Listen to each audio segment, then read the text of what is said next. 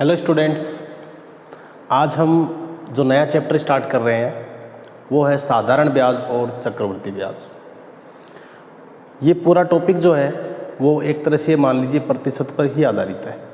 मतलब अगर हमें परसेंटेज टॉपिक अच्छे से आता है तो इस टॉपिक में हम कहीं नहीं अटकेंगे, और उसके लिए मैंने आपको परसेंटेज पहले से पढ़ा दिया है। तो आज जो हम स्टार्ट करने जा रहे हैं वो है साधारण ब्याज व चक्रवृद्धि ब्याज। तो इस बात को आप ध्यान से पढ़ेंगे कि साधारण ब्याज व चक्रवृद्धि ब्याज वाला चैप्टर आज हम स्टार्ट कर रहे हैं। तो उसमें सबसे पहले हम हेडिंग डालते हैं साधारण ब्याज व चक्रवृद्धि ब्याज, और इसमें सबसे पहले हम डिस्कस करेंगे साधारण ब्याज। पहले तो दोनों में थोड़ा सा फर्क समझ लेते हैं। Simple interest and compound interest हम इसको बोलेंगे। साधारण ब्याज जो होता है उसको कहते हैं हम सिंपल इंटरेस्ट, और चक्रवृद्धि ब्याज होता है उसको हम बोलते हैं compound interest, SI and CI। तो साधारण ब्याज क्या होता है? वो इंटरेस्ट, वह ब्याज जो सीधा सीधा मूलधन पर लगता है। सीधे सीधे किस पर लगता है? मूलधन पे। और चक्रवृद्धि ब्याज क्या होता है? वह ब्याज जो मूलधन पर तो लगता ही है, लेकिन अगले वर्ष जो पहले वर्ष में जो ब्याज मिला उस पर भी ब्याज लगता है, और यही क्रम आगे चलता रहता है। ठीक है, तो एक तरह से हम कह सकते हैं चक्रवृद्धि ब्याज और साधारण ब्याज में जो फ़र्क कर सकते हैं जिस चीज़ से, वो होता है ब्याज पर ब्याज। यानी कि अगर ब्याज पर ब्याज नहीं लिया जाए तो साधारण ब्याज और चक्रवृद्धि ब्याज दोनों एक ही टर्म हो सकती हैं। ठीक है, तो फिर प्रोसीजर क्या है देखिए आप। कुछ टर्म्स जिनके बारे में आपको नॉलेज होना चाहिए। एक तो होता है मूलधन, इनके बारे में बता देता हूँ थोड़ा बेसिक। मूलधन वह धनराशि जिस पर कोई धनराशि उधार दी जाती है, मतलब वह धनराशि जो या तो उधार दी जाती है या उधार ली जाती है, मतलब the amount to be lent और बोरोड। ये क्या होता है? मूलधन, जिसको अपन बोलते हैं प्रिंसिपल। ठीक है, सॉरी, प्रिंसिपल करेक्ट स्पेलिंग कर देते। और एक होती है दर, कि जिस ब्याज की दर से ब्याज वसूला जा रहा है वो क्या होगी? दर होगी। इसको हम इंग्लिश में बोलते हैं रेट। ये ब्याज की दर प्रति वर्ष भी हो सकती है, प्रति अर्धवर्ष यानी 6 माही भी हो सकती है, हर महीने के हिसाब से भी हो सकती है, मंथली भी हो सकती है, पर डे भी हो सकती है। Depends upon the borrower and lender. ठीक है, ऐसे ही एक होता है समय, जो आपको बता दूं कि जितने टाइम पीरियड के लिए कोई चीज़ ली जाती है वो उसकी जितने समय के लिए दी जाती है या ली जाती है राशि, वही टाइम। और दूसरी बात, एक होता है मिश्र धन, जिसे हम कहते हैं अमाउंट। और मिश्र धन किससे मिलके बनता है? मूलधन में ब्याज जब जोड़ के हम पैसे लौटाते हैं तो वही क्या होता है? मिश्र धन होता है। ठीक है, तो सबसे पहले हम स्टार्ट कर रहे हैं सिंपल इंटरेस्ट। तो देखो ध्यान से पढ़िएगा, बिल्कुल जीरो से स्टार्ट कर रहा हूँ। बहुत अच्छा टॉपिक है, और सबसे ज़्यादा प्रश्न इस एग्ज़ाम में इस टॉपिक से पूछे जाते हैं अर्थमेटिक में, क्योंकि अच्छे क्वेश्चन बन सकते हैं। कंपाउंड इंटरेस्ट से रिलेटेड ज़्यादा पूछे जाते हैं। सिंपल इंटरेस्ट के बारे में सिर्फ हम पढ़ेंगे, जबकि इसका कोई ज़्यादा बढ़िया क्वेश्चन पूछा नहीं जाता है, बहुत रेयरली पूछते हैं। बाकी सारे क्वेश्चन लगभग कंपाउंड इंटरेस्ट से ही पूछे जाते हैं, लेकिन हम सीधा कंपाउंड इंटरेस्ट स्टार्ट नहीं कर सकते। तो हम पहले स्टार्ट करेंगे सिंपल इंटरेस्ट।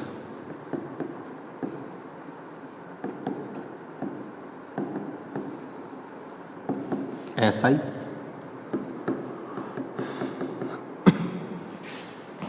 सबसे पहले हम बात करेंगे SI निकालना। पहला केस क्या होगा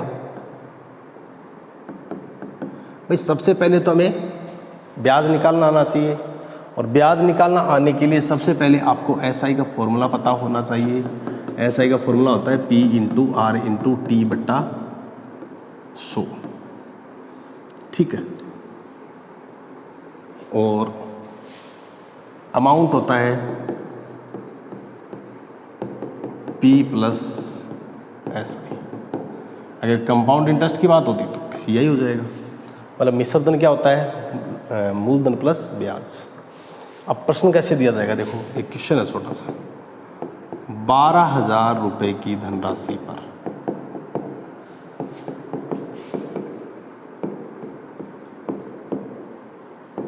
15% प्रति वर्ष साधारण ब्याज की दर से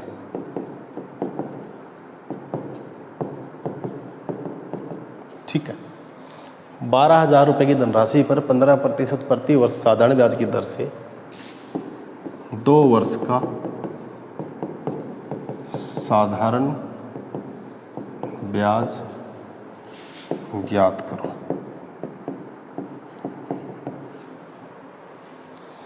12,000 रुपये की धनराशि है, 15% ब्याज की दर है और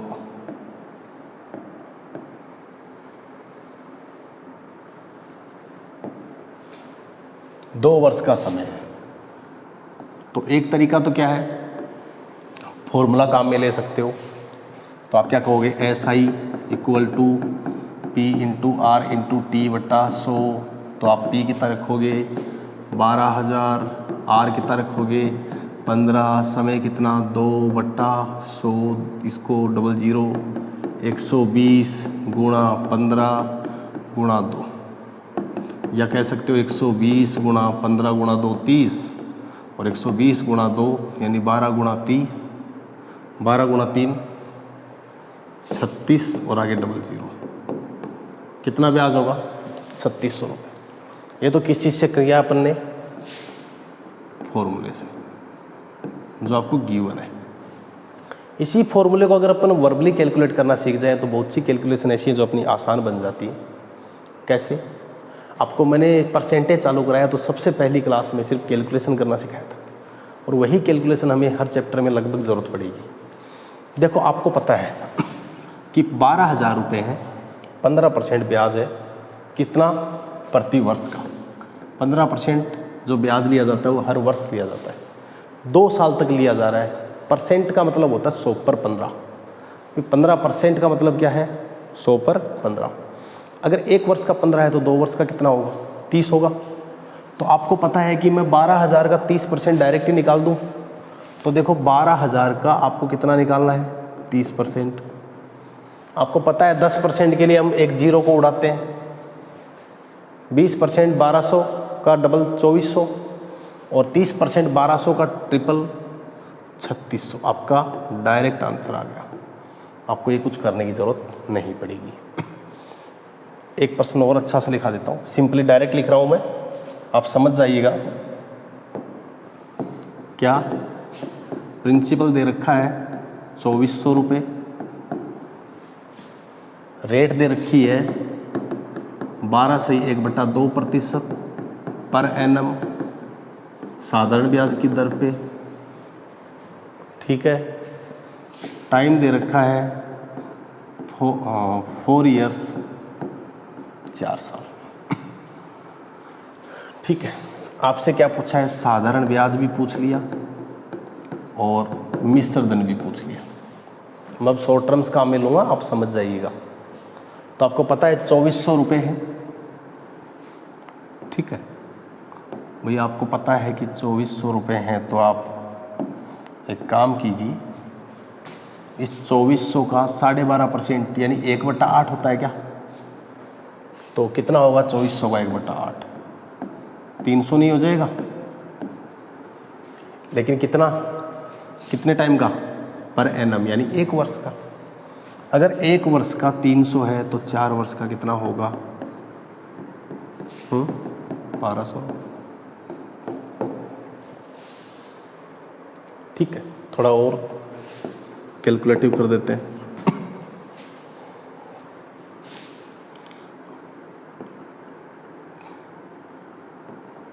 प्रिंसिपल है 2400 रुपये, ठीक है। रेट ऑफ इंटरेस्ट है 8.33% per annum at the interest of simple interest, ठीक है। आपसे पूछा है SI कितना होगा। अब देखो 16.67 होता है 1/6, लेकिन उसका आधा है 8.33, तो 1/6 का भी आधा क्या होगा? 1/3 नहीं, 1/12। 1/6 का आधा मतलब जहाँ मैं 1 के 6 हिस्से कर रहा था, अब मैं 1 के 12 हिस्से करूँगा, तभी तो 1/6 का आधा होगा। तो वो कितना होगा आपको पता है यहाँ पे? 1/12। तो इसको इससे काटो, कितनी बार कट रहा है? 200 बार। सॉरी, टाइम नहीं दिया मैंने आपको, टाइम 5 वर्ष है, लिखना भूल गया। अब आपको पता है 200 रुपये 1 साल के मिल रहे हैं, 5 वर्ष के कितने मिलेंगे? 1000 रुपये। तो मेरे हिसाब से सिंपल इंटरेस्ट काउंट करना हम टाइम ही वेस्ट करेंगे, प्रोसीजर आपको समझ में आ गई। चलो नेक्स्ट, केस सेकंड।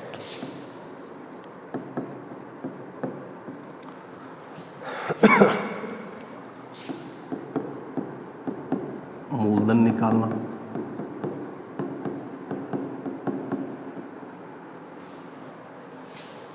कब? जब SI या अमाउंट दिया हो, यानी कि या तो साधारण ब्याज दिया हो या मिश्र धन दिया हो। प्रश्न को समझिएगा ध्यान से। कोई धनराशि 14.28% प्रति वर्ष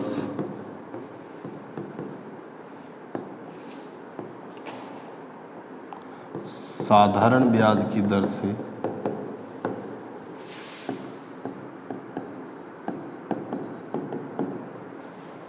(14.27% प्रति वर्ष साधारण ब्याज की दर से 5 वर्ष पश्चात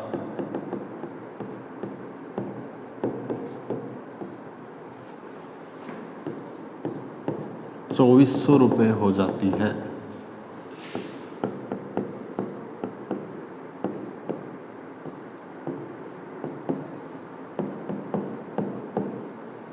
वह धनराशि क्या है?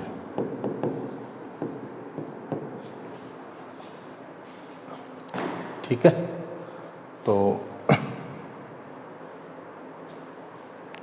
ऑप्शन दे देता हूँ आपको। A 2000 रुपये, B 2100 रुपये, C 1400 रुपये, D 1600 रुपये। ठीक है, तो कैसे करेंगे हम, देखिएगा।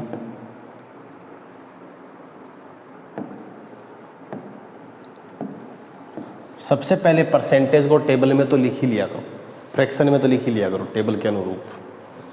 तो 14.28% मैंने आपको प्रतिशत में बताया था कितना। इसको क्या लिखते हो फ्रैक्शन में? बिन में क्या लिखोगे? 1/7, यानी 7 रुपये पर 1 रुपये ब्याज। 7 रुपये पर 1 रुपये ब्याज कितने वर्ष में? 1 वर्ष में। 2 वर्ष में 7 रुपये पर कितना ब्याज लगेगा? 2 रुपये। 3 वर्ष में 3 रुपये। तो ऐसे ही 5 वर्ष में कितना लगेगा? 7 रुपये पर ब्याज। 5 रुपये मतलब कितना हो जाएगा? 12 रुपये। पर वास्तव में कितना हो रहा है? वास्तव में हो रहा है 2400 रुपये। अब देखो 2400 रुपये हो रहा है वास्तव में, लेकिन हमारे तो इसके अनुरूप 12 हो रहा है, तो इसको 2400 बनाने के लिए किससे गुणा करूं? 200 से। तो अगर इधर 200 से गुणा कर रहा हूं तो फिर इधर भी 200 से गुणा करना ज़रूरी है, तभी तो पॉइंट क्लियर हो पाएगा। ठीक है, तो मतलब ये 1400 रुपये हैं जो कितने हो जाते हैं? 2400 रुपये। तो आपसे यही तो पूछा है। क्या पूछा है आपसे? कि वह धनराशि क्या है जो कितने हो जाती है? 2400। तो वह धनराशि 1400 रुपये है जो कितने हो जाती है? 2400। ऑप्शन ये लीजिए, ऑप्शन सी। ठीक है, एक और प्रश्न है।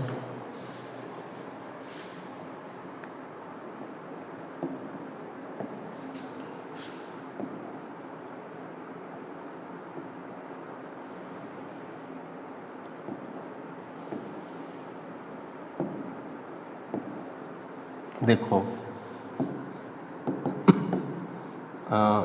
रेट ऑफ इंटरेस्ट है 11.9% प्रति वर्ष साधारण ब्याज की दर से। ठीक है, समय है 7 वर्ष और मिश्र धन है 4800 रुपये। आपसे क्या पूछा है कि वह धनराशि कितनी है, यानी क्या मूलधन कितना है। आपसे क्या पूछा गया है, मूलधन। तो देखिए 11 से 1/9% आपको क्या दे रखा है, आपको दे रखा है ब्याज की दर। कितना, 11 से 1/9%। कितना बोलते हो इसको आप, 1/9। कितने समय में, 7 वर्ष में। मतलब 9 रुपये पे 1 वर्ष का ब्याज अगर 1 रुपये है तो 9 रुपये पर 7 वर्ष का ब्याज कितने रुपये होगा, 7 रुपये। और वह धनराशि कितनी हो जाएगी, 16 रुपये। लेकिन हमें तो प्रश्नानुसार कितनी बताई जा रही है, 4800 रुपये।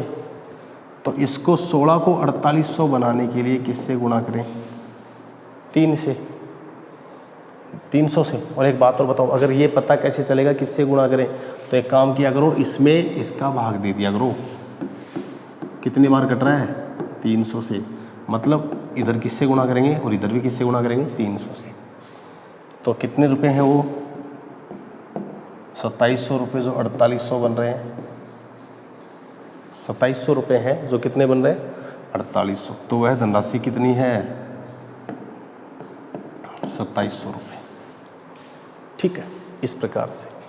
अगर ब्याज दिया हो तो कैसे प्रश्न करेंगे, देखो एक प्रश्न और बताता हूँ आपको।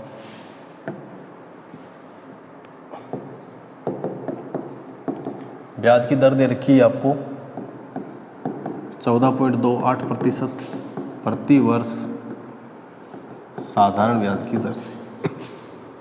टाइम दे रखा है आपको 3.5 साल। ठीक है, अब देखो आपको जो साधारण ब्याज दे रखा है एसआई, वो आपको दे रखा है 700 रुपये। ठीक है, और आपसे क्या पूछा है, वह धनराशि कितनी है। तो एक तो वो तरीका है एसआई बराबर PRT/100। तो आप एसआई का मान रख देना, पी का मान ज्ञात कर लेना, आर का मान रख देना, टी का मान रख देना और बट्टा 100 लगा देना। एक कौन सा है अपना सिंपल मेथड जो है वो तो आप जानते ही हैं। कौन सा, आप इसको फ्रैक्शन में लिखिए, कितना आता है, 1/7। अब मुझे बताइए आप, 7 रुपये पर 1 रुपये ब्याज है, कितने वर्ष में, 1 वर्ष में। तो 1 वर्ष का ब्याज 1 रुपये है, तो 3.5 वर्ष का कितना होगा, 3.5 रुपये। तो जब ब्याज 3.5 रुपये है, ठीक है, 3.5 वर्ष का, तो मूलधन कितना था उस वक्त, 7 रुपये। अब इस 3.5 को आपको बनाना कितना है, 700। तो पहले तो एक काम कर लो, इस दशमलव को हटा दूं। तो इस दशमलव को हटाएंगे तो इसको किससे गुणा करेंगे, 10 से, और इसको भी किससे गुणा करेंगे, 10। तो ये कितना आ गया, 70, और ये कितना आ गया, 35। सिर्फ ये मैंने क्यों किया, दशमलव को हटाने के लिए, अनुपात तो समान ही रहेगा। अब ये क्या है, ब्याज, आपको पता है, और ये क्या है, मूलधन। अब ब्याज आपको 35 नहीं दे रखा है, कितना दे रखा है, 700। तो इस 35 को 700 बनाने के लिए किससे गुणा करोगे, किससे गुणा करोगे, 35 को 700 बनाने के लिए 20 से। तो 70 को भी किससे गुणा करोगे, 20 से। तो मूलधन कितना आएगा, 1400 रुपये। तो आपका आंसर क्या आएगा, 1400 रुपये। इस प्रकार से हम प्रश्न करेंगे केस सेकंड की। केस थर्ड, अगला केस क्या हो सकता है, इमेजिन कीजिए।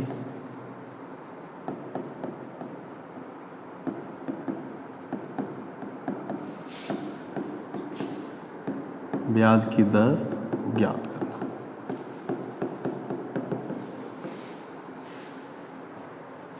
ब्याज की दर ज्ञात करना, to determine rate of interest.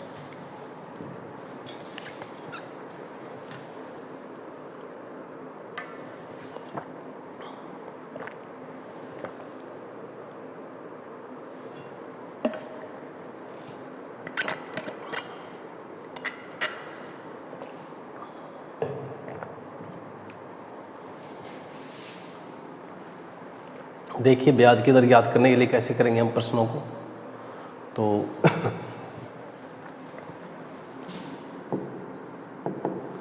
आपको क्वेश्चन दे रखा है कि 2000 रुपए की धनराशि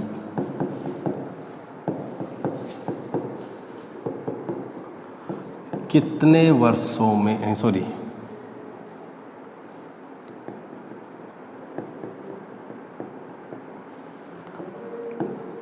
किसी साधारण ब्याज की वार्षिक दर से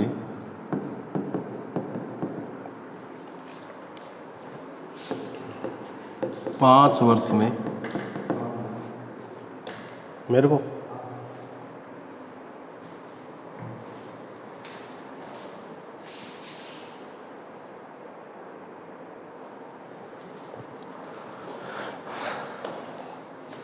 2000 रुपए की धनराशि किसी साधारण ब्याज की वार्षिक दर से 5 वर्ष में 2800 रुपये हो जाती है।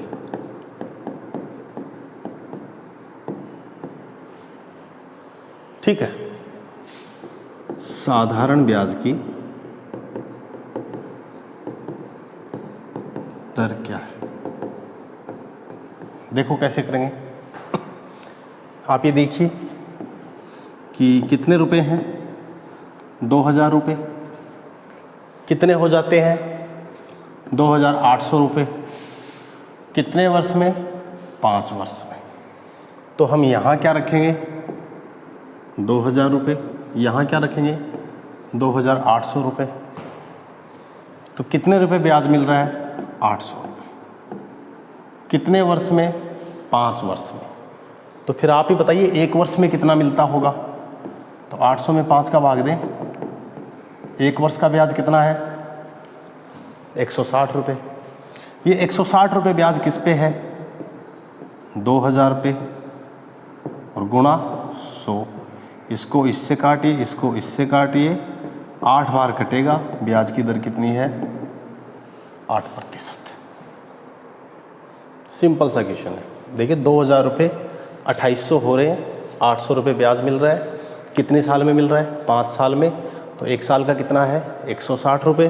अब वो 160 रुपये इस 2000 का कितना प्रतिशत है, वही आपका आंसर है। देखिएगा, अब नेक्स्ट क्वेश्चन अपन डिस्कस करते हैं।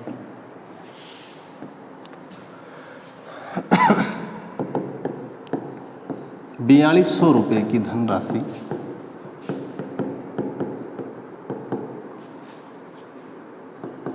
किसी साधारण ब्याज की दर से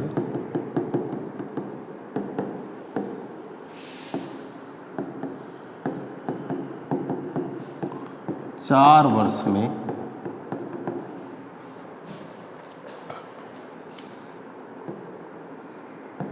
4800 रुपये हो जाती है।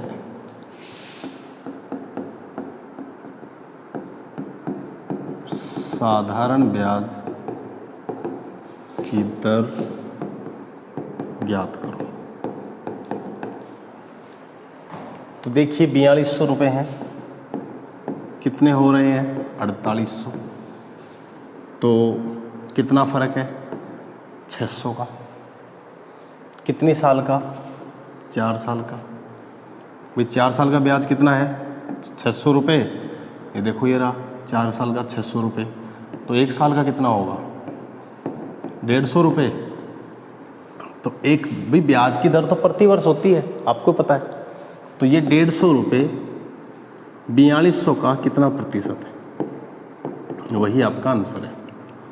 तो 2 जीरो से ये 2 जीरो कट गए, 7 6 42, 25 6 150, तो 7 3 21, 3 सही 4/7% आंसर। हो सकता है आपको एग्जैक्ट डेटा नहीं देके भी क्वेश्चन दिया जा सकता है। किस प्रकार से, देखो कैसे, मैं बताता हूँ आपको। कोई धनराशि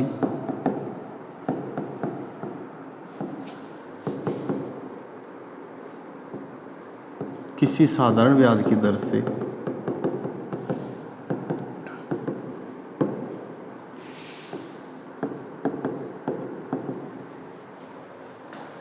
छह वर्षों में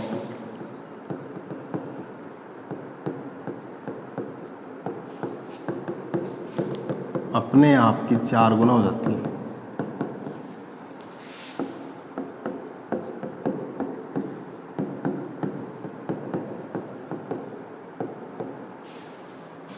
ठीक है, साधारण ब्याज की दर ज्ञात करें। अब की बार अलग है, अब की बार आपको न तो मूलधन दे रखा न मिश्रधन दे रखा, आपको तो डायरेक्ट दिया है कोई धनराशि। तो कोई बोलती है तो आप मान लो फिर 100 रुपये हैं, अपने आप के कितने हो रहे हैं 4 गुना, तो 100 4 गुना कितने होंगे 400। इसका मतलब ब्याज कितना रहा होगा 300 रुपये। 300 रुपये ब्याज कितने वर्ष का है 6 वर्ष का। 300 में 6 का भाग दो, कितना आया 50। ये 50% आंसर है। मैंने डायरेक्ट लिख दिया, बताऊँ क्यों, क्योंकि ये 50 जो है ना ये 100 पे कैलकुलेट किया है हमने, तो ये स्टेप बढ़ाने से कोई फ़ायदा नहीं है, ये 100 से 100 कैंसिल हो जाएगा। तो ब्याज की दर कितनी होगी 50%। केस 4 क्या है फिर देखिएगा।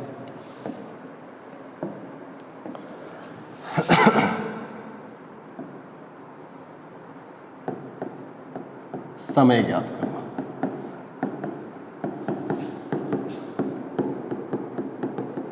वही है वैसे, पहले वाला है उसका थोड़ा सा रिवर्स है। जैसे पहले वाला क्वेश्चन ले लेते हैं। क्वेश्चन क्या था 2000 रुपये 8% प्रति वर्ष साधारण ब्याज की दर से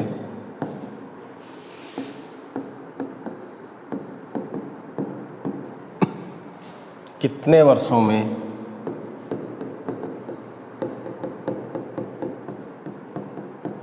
2800 रुपये हो जाएंगे।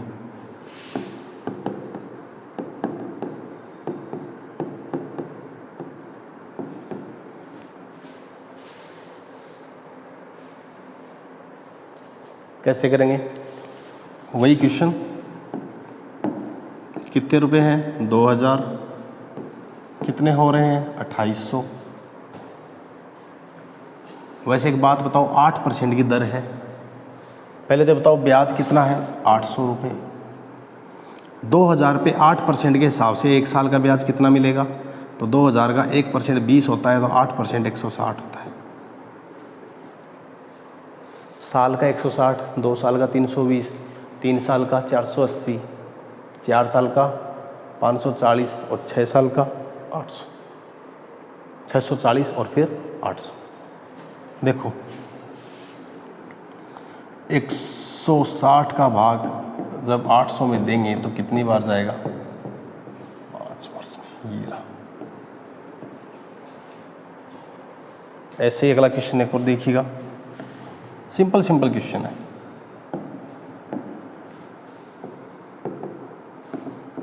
कितने समय में कोई धनराशि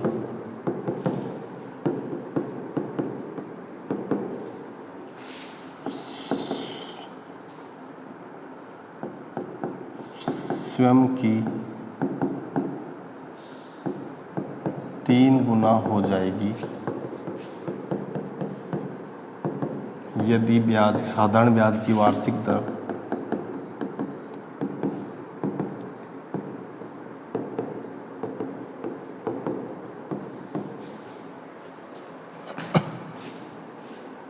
25% हो। अच्छा प्रश्न है, कैसे करेंगे?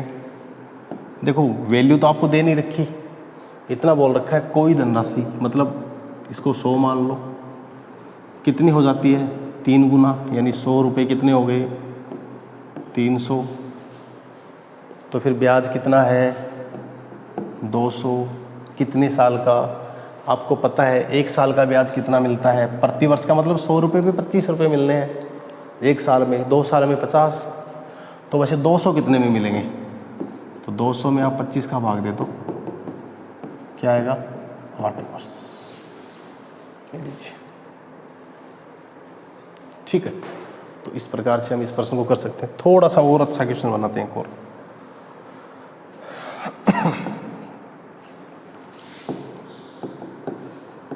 कोई धनराशि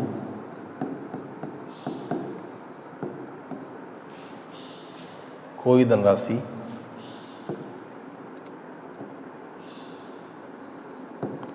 20% प्रति वर्ष साधारण ब्याज की दर से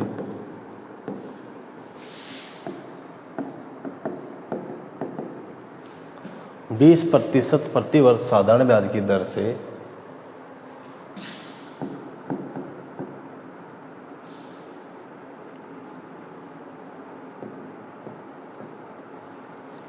ठीक है, साधारण ब्याज की दर से 5 वर्ष में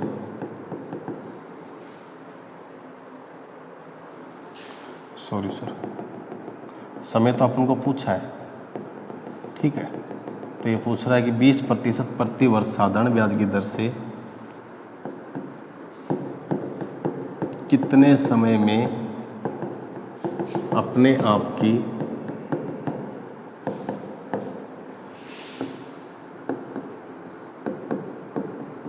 दुगुनी हो जाएगी। और फिर एक क्वेश्चन और है,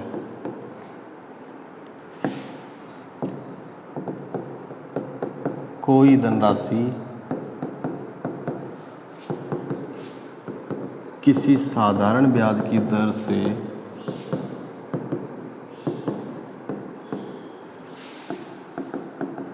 5 वर्ष में स्वयं की दुगुनी हो जाती है।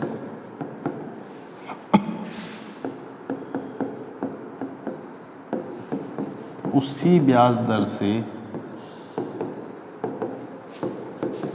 वह राशि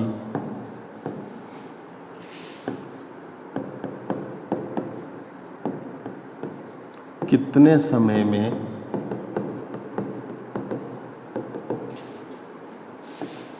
अपने आप की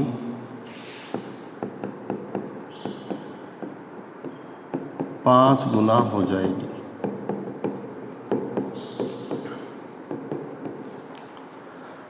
करते हैं भाई, कैसे करेंगे देखना।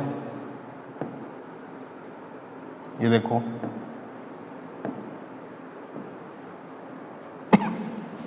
अब देखिए, पहले तो इस प्रश्न को करते हैं, दूसरे वाले को।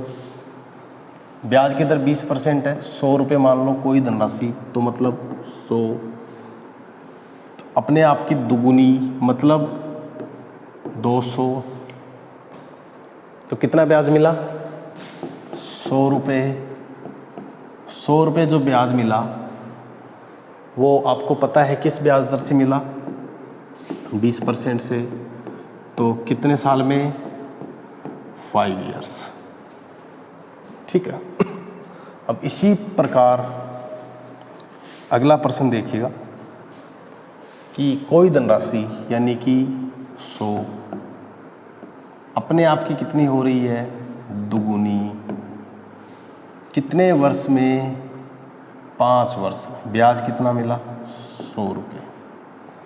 अब 100 रुपये ब्याज मिला, कितने साल का 5 साल का, तो 1 साल की ब्याज दर जो है कितनी आ गई 20%।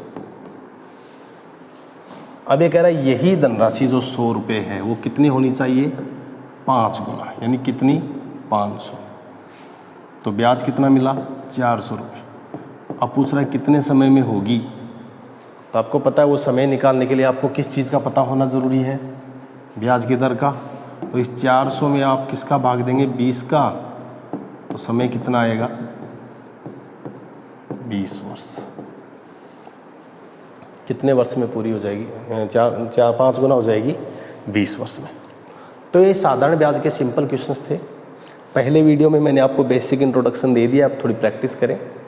फिर थोड़ा सा साधारण ब्याज का और थोड़ा सा कॉन्सेप्ट है जो मैं आपको नेक्स्ट वीडियो में बताऊंगा, और फिर उसके बाद हम स्टार्ट करेंगे चक्रवर्ती ब्याज। और चक्रवर्ती ब्याज अपने आप में कोई इतना रोल नहीं रखता जितना कि चक्रवर्ती ब्याज का रोल साधारण ब्याज के साथ मिलके है। तो आप कनेक्टेड रहें और यूं ही प्रैक्टिस करते रहें अच्छे से। एक रजिस्टर में मैंने आपको पहले दिन बोल दिया था, अच्छे से नोट्स बनाएं, सोल्व करें तरीके से, जितना ज़्यादा रफ वर्क हो सके करें। किसी भी बुक को प्रीफर करो, पूरी सोल्व करो। फिर जो भी डाउट्स हों, मैंने कहा था as soon as possible I will provide a Telegram channel also where you can discuss your doubts with me. Clear? Thank you.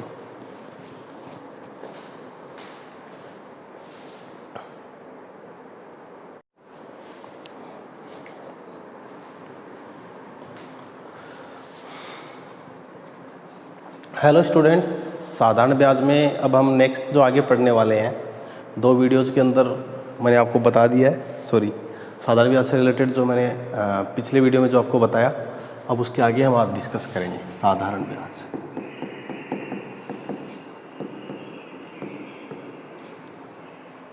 देखिए, अब साधारण ब्याज के बारे में हम डिस्कस करेंगे। तो साधारण ब्याज में हमने ब्याज की दर निकालना सीख लिया, समय निकालना सीख लिया, मूलधन निकालना सीख लिया, साधारण ब्याज निकालना सीख लिया।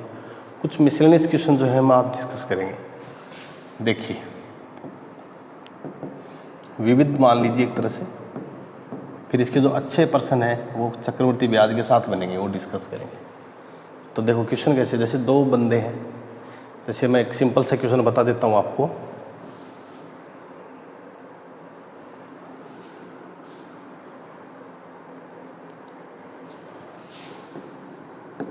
₹8,200 की धनराशि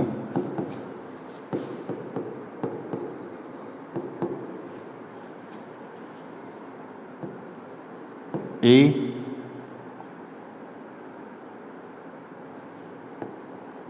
दो बैंकों में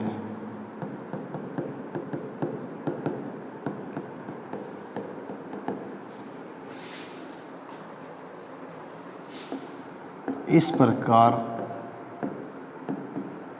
जमा करवाई जाती है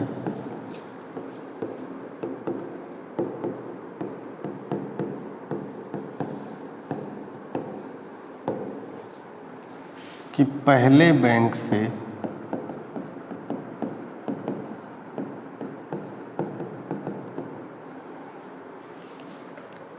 पहले बैंक से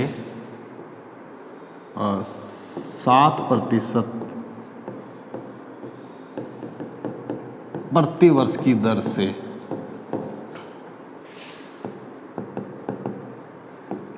तीन वर्ष के लिए मिलने वाला साधारण ब्याज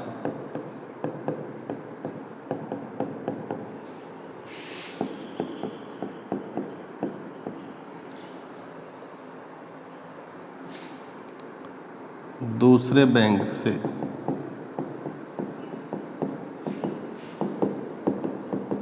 5% की दर से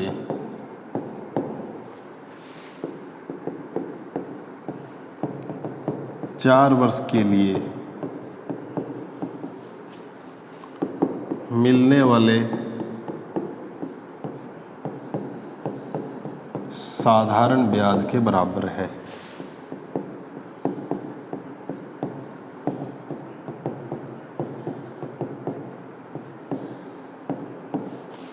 पहले बैंक में कितनी राशि जमा कराई? पहले बैंक में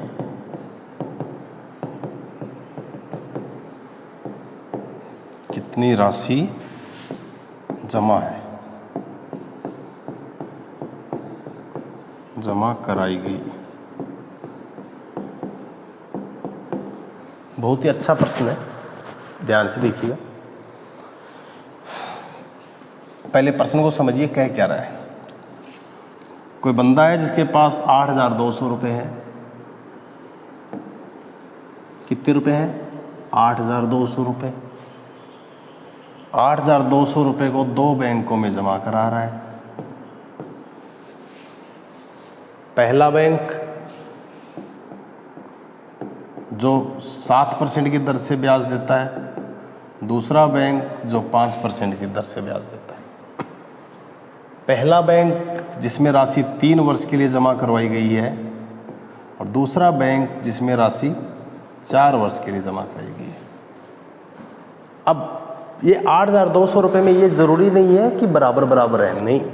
आप ये मत सोच लेना कि इस 4100 इसमें जमा कराए, 4100 इसमें जमा कराए, नहीं। हो सकता है कि इसमें 8,000 ही जमा कराए हों, इसमें 200। हो सकता है इसमें 4,000 कराए हों, इसमें 4,200। हो सकता है इसमें 3,000 कराए हों, इसमें 5,200 करवाए हों। तो वो तो हमें निकालने हैं। तो देखो एक बात सुनो, आप ऐसे कह सकते हो कि मान लो पहले बैंक में जो धनराशि है वो P1 जमा कराई और दूसरे बैंक में जो धनराशि है वो कितनी जमा कराई? P2। ठीक है। और आपको ये तो पता ही है कि P1 और P2 दोनों मिला के कितने हैं? 8,200। ये लीजिए। तो पहले वाले में जो ब्याज मिलेगा वो P1 पे मिलेगा, किस ब्याज की दर से? 7 और कितने समय के लिए? 3 समय, और बट्टा में 100। दूसरे में 5 वर्ष के लिए मिलेगा, 5% की दर से मिलेगा 4 वर्ष के लिए, वो भी बट्टा में 100। ये तो क्या है? SI फर्स्ट, और ये क्या है? SI second. अब बंदे ने ये और कह दिया है कि SI फर्स्ट यानी पहले बैंक से मिलने वाला ब्याज और SI सेकंड दूसरे बैंक से मिलने वाला ब्याज आपस में क्या है? बराबर है।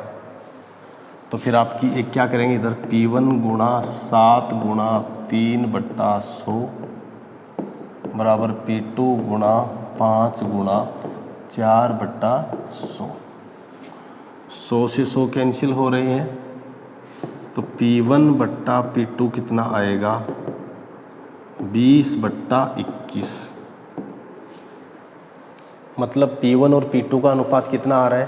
20/21। ठीक है। तो आपको इसका अनुपात मिल गया है और 20/21 आ रहा है, तो टोटल P1 + P2 कितना आएगा? 20 + 21 जो कितना होगा? 41। अब अगर टोटल 41 है तो पहले बैंक में जमा की गई राशि कितनी थी? 20।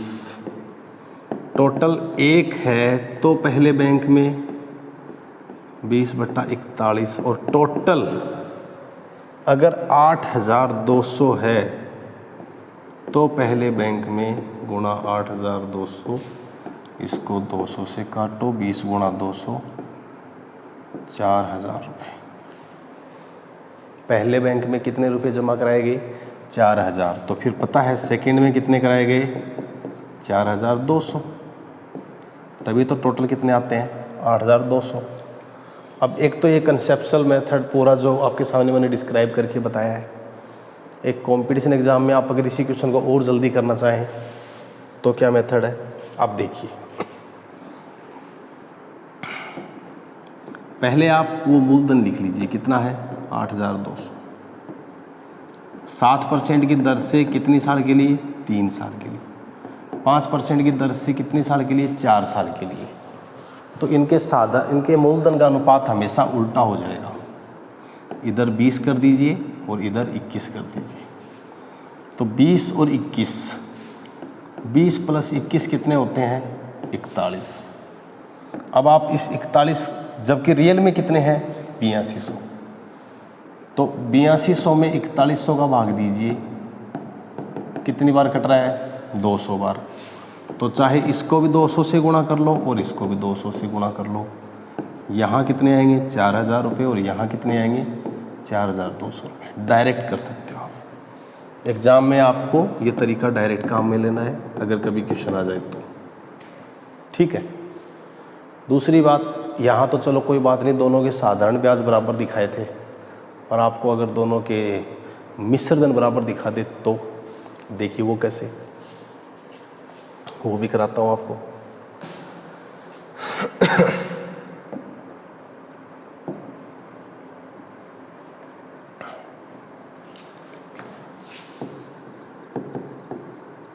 एक पिता ने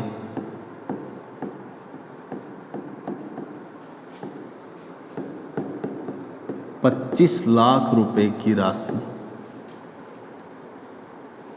सॉरी इसको 25 नहीं करके आप इसको काट दीजिए, 5 लाख रुपए की राशि, ठीक है, रुपए की राशि दो पुत्रों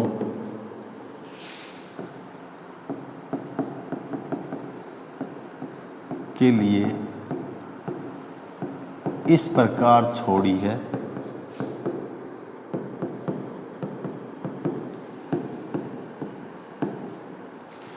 कि जब वे 18 वर्ष के होंगे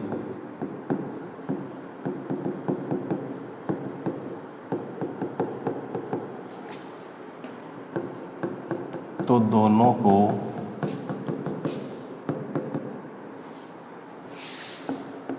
बराबर बराबर धन मिले।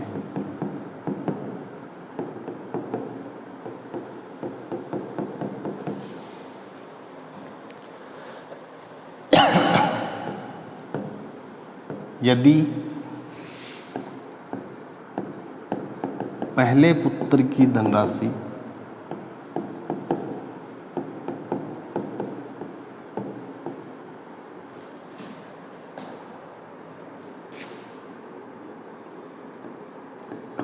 पाँच प्रतिशत की दर से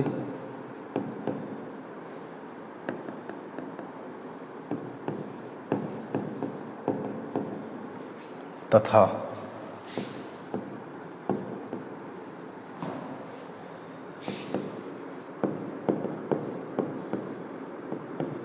दूसरे की धनराशि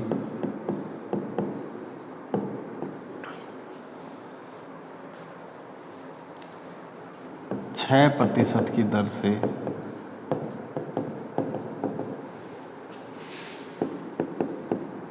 बैंक में जमा कराई।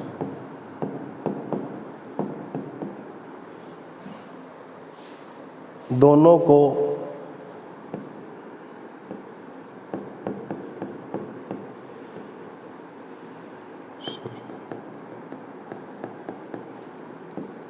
यदि उनकी उम्र क्रमशः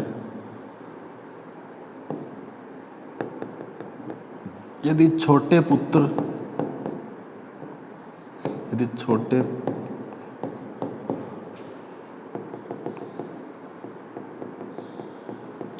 तथा बड़े पुत्र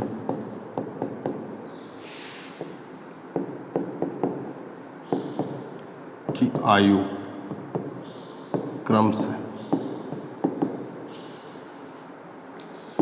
13 वर्ष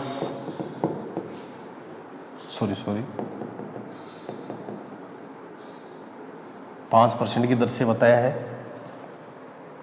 तो क्रमशः 12 वर्ष तथा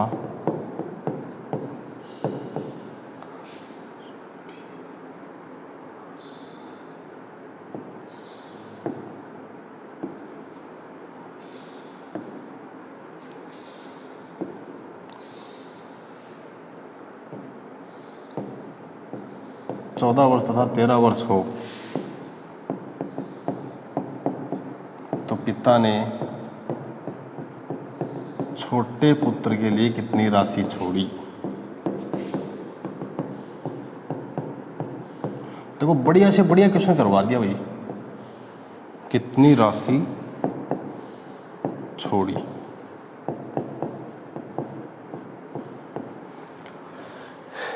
इस प्रश्न को ध्यान से पढ़ लीजिए। अब मैं आपको क्लियर कराता हूँ पहले प्रश्न को। सॉरी थोड़ा लिखने में हमने ज़्यादा टाइम लगा दिया, आप समझिए मेरी बात को, लेकिन तब तक आपने साथ साथ क्वेश्चन भी पढ़ लिया है। एक पिता ने टोटल कितने पैसे छोड़े? 5 लाख रुपए। और बोला कि बेटा तुम्हारे लिए मैंने 5 लाख रुपए छोड़े हैं। तो दोनों को बुलाया, एक तो था 12 साल, एक तो 13 साल का और एक 14 साल का। बोला कि तुम्हारे लिए एक के लिए तो इस बैंक में जमा कराए हैं, ठीक है, और एक दूसरे की धनराशि अलग ब्याज दर से जमा कराई है। बोला कि दोनों जने 18 साल के होते हैं, अपने अपने पैसे लेके आ जाना, और तुम दोनों को मिलने वाले जो पैसे होंगे बराबर होंगे, आपस में कोई लड़ाई वड़ाई नहीं करनी। तो इससे बच्चे खुश। लेकिन रियलिटी क्या है?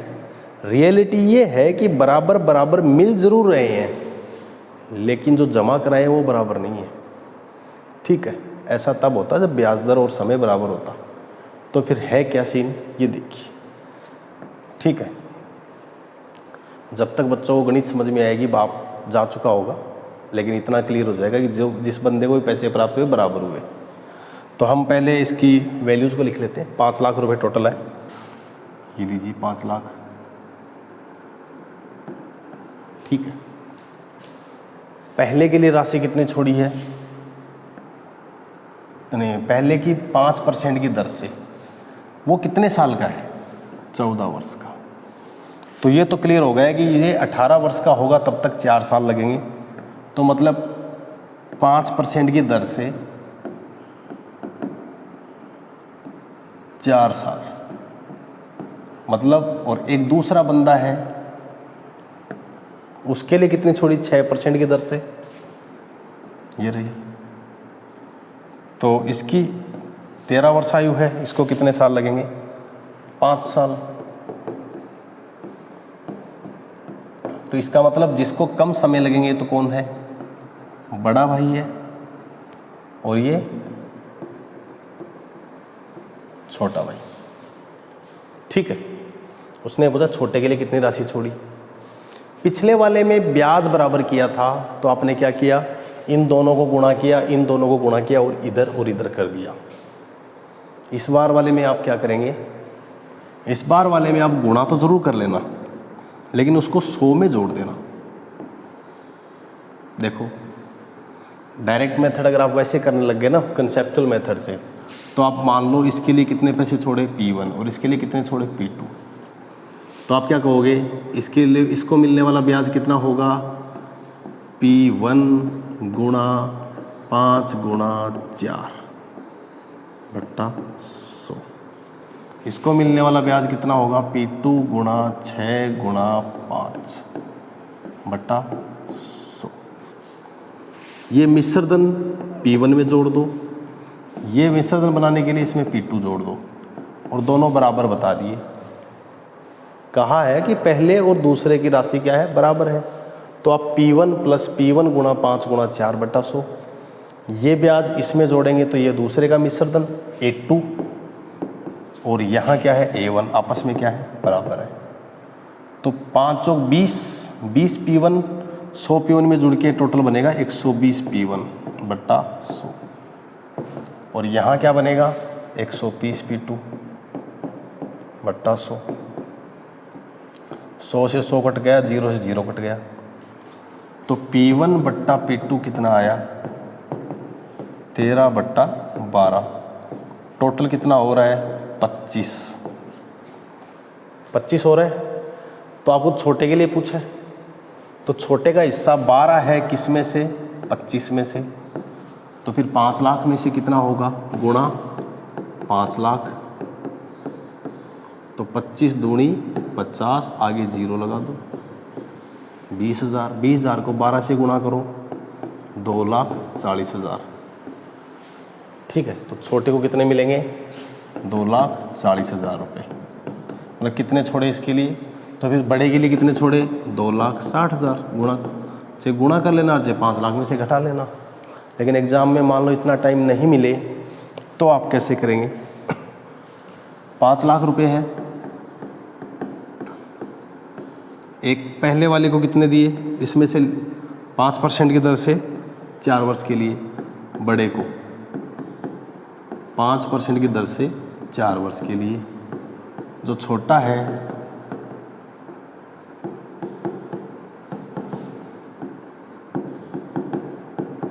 उसको 6% की दर से 5 साल के लिए दिए, अब आप 100 में जोड़ दो, क्योंकि यहाँ पे क्या मिश्रधन बराबर किया है, तो 100 + 20 120 और ये 130, 0 से 0 काट दो और इनको उल्टा भेज दो। ये 13 आ गया, ये 12 आ गया, तो 13 और 12 का योग कितना होता है? 25। अब आपको पता है कि 25 है, तो इसको अगर 5 लाख में भाग दें 25 का, तो 25 दूनी 50, कितनी बार कट रहा है? 20,000 बार। तो इसको 20,000 से गुणा करो और इसको 20,000 से गुणा करो। ये तो आ रहा है 2,60,000 और ये आ रहा है 2,40,000। तो बड़े पुत्र को मिलने वाली राशि कितनी है? 2,60,000 रुपये, और छोटे पुत्र को मिलने वाली राशि कितनी है? 2,40,000 रुपये। ठीक है।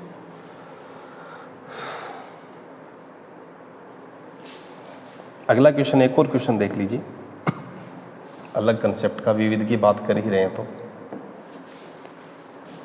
ठीक है। कोई धनराशि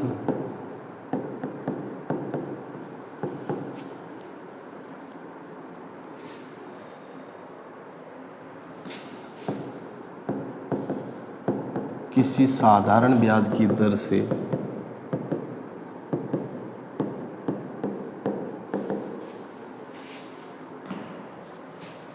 दो वर्ष पश्चात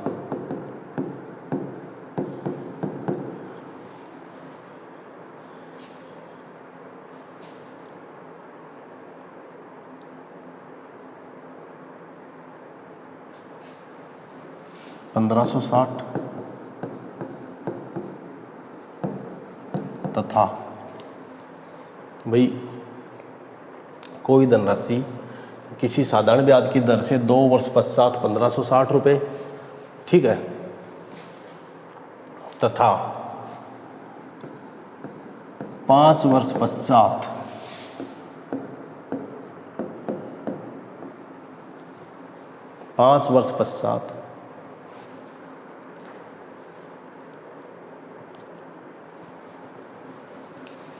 1,800 रुपये हो जाती है, 1,800 रुपये हो जाती है। ब्याज की दर तथा वह धनराशि क्या है? बहुत अच्छा प्रश्न है। ठीक है, पहला ऑप्शन है 1,500 रुपये और 12% दर, दूसरा ऑप्शन है 1,200 रुपये और 15% दर, तीसरा ऑप्शन है 1,000 रुपये और 18% दर, चौथा ऑप्शन है 1,400 रुपये और 12% दर। ये आपके सामने क्वेश्चन है, बहुत ही अच्छा प्रश्न है, समझिएगा। क्वेश्चन क्या है देखो, बंदा बोल रहा है कोई धनराशि साधारण ब्याज की दर से 1,560 रुपये कितनी साल में? 2 वर्ष में, और 5 साल में कितनी हो रही है? 1,800 रुपये। ठीक है, तो आप बना लीजिए। मान लो कोई धनराशि है जो 2 वर्ष में कितनी हो रही है? 2 वर्ष में 1,560, और 5 वर्ष में कितनी हो रही है?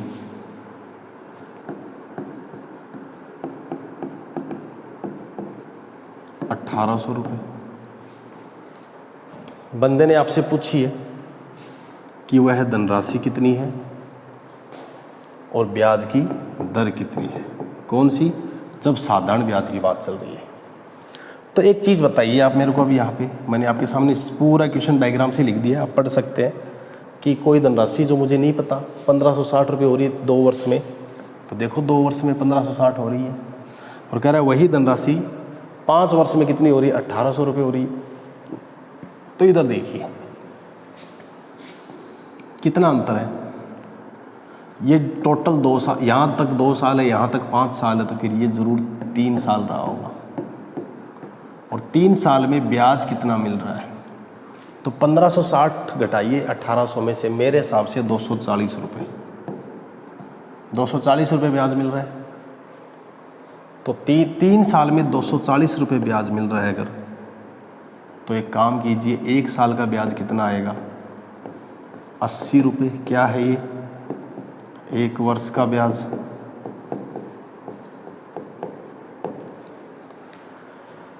तो फिर 2 वर्ष का ब्याज कितना रहा होगा? 160 रुपये। 2 वर्ष का ब्याज कितना रहा होगा आप ही बताइए। ठीक है, 160 रुपये। यहाँ पे 240 रुपये आपको 3 साल में मिले, तो 1 साल के 80 रुपये मिले। और अब 2 साल का ब्याज कितना मिला? 1 साल का ब्याज अगर 80 रुपये, 2 साल का 160। अब आप जब 1560 में से 160 घटाओगे तो यहाँ कितने बचेंगे? 1400 रुपये। तो मूलधन तो कितना आ गया? 1400 रुपये। या तो ये ऑप्शन है, या फिर अच्छा ये एक ही ऑप्शन है। हाँ, ये दर ज़रूर गलत हो सकती है भाई, ये अपन निकाल ही लेंगे कितनी है, मैंने गलत लिख दी है, जो भी आएगी लिख लेंगे। ठीक है, अब देखो 80 रुपये 1400 रुपये पे मिलते हैं। 80 रुपये 1400 रुपये पे मिल रहे हैं, तो गुणा 100, तो इसको इससे काट दो, 7 और ये आ गया 40, तो 5 सही 5/7%। 5 सही 5/7% क्या आएगा? ब्याज आएगा। ठीक है ना? कितना ब्याज की दर कितनी आएगी? 5 सही 5/7%। तो यहाँ पे लिख लीजिएगा 5 सही 5/7%। ठीक है, तो इस प्रकार से हम इन सभी क्वेश्चंस को डिस्कस किया अपन ने। ऐसे ही मान लो कोई एक क्वेश्चन और बता देता हूँ मैं आपको, जैसे 1200 रुपये है। अब इसका पता है आपको 15% के हिसाब से 2 साल का 30% होता है, और 1200 का 30% कितना होता है? 360। तो कितना हो जाएगा? 1560। ठीक है, 2 साल में। अब ऐसे ही 15 साल में कितना होगा? 5 साल में। तो 15% की दर से 5 साल में 75%। जैसे यहाँ पे 30% निकाला आपने 1200 का, 1200 का 10% 120, 30% 360, आपने यहाँ जोड़ा तो 1560 हो गया। तो ऐसे ही 1200 में 75% कितने हैं? 1200 के 75% कितने होते हैं? तो 1200 गुणा 75/100, तो इसको इससे काट दीजिए, 12×5 60, 12×7 84, और 6 84 और 6 90, 900 रुपये। 900 रुपये 1200 में जोड़ोगे तो 2100 रुपये। ऐसे ही डेटा चेंज करके एक क्वेश्चन और भी बना देता हूँ मैं, आप समझना, सिर्फ इसीलिए किया है कि कोई धनराशि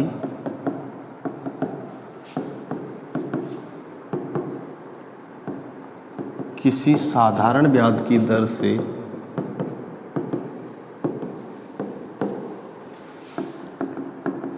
कोई धनराशि किसी साधारण ब्याज की दर से 2 वर्ष पश्चात 1560 रुपये तथा 5 वर्ष पश्चात 2100 रुपये हो जाती है।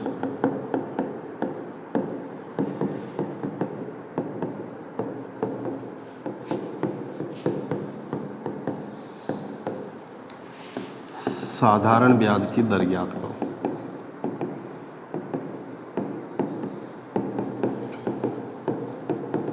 ऑप्शन 14 सही 2/7%, ऑप्शन बी 15%, ऑप्शन सी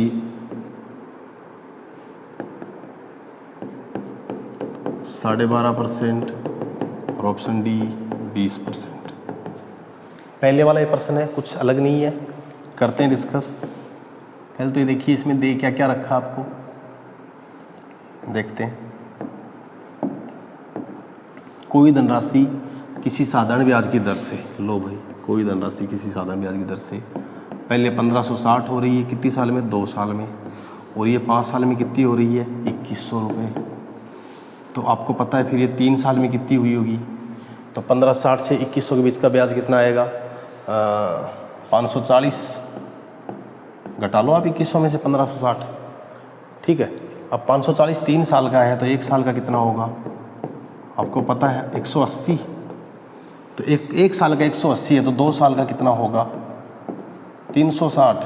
1560 में से 360 घटाइए 1200 रुपये आएगा।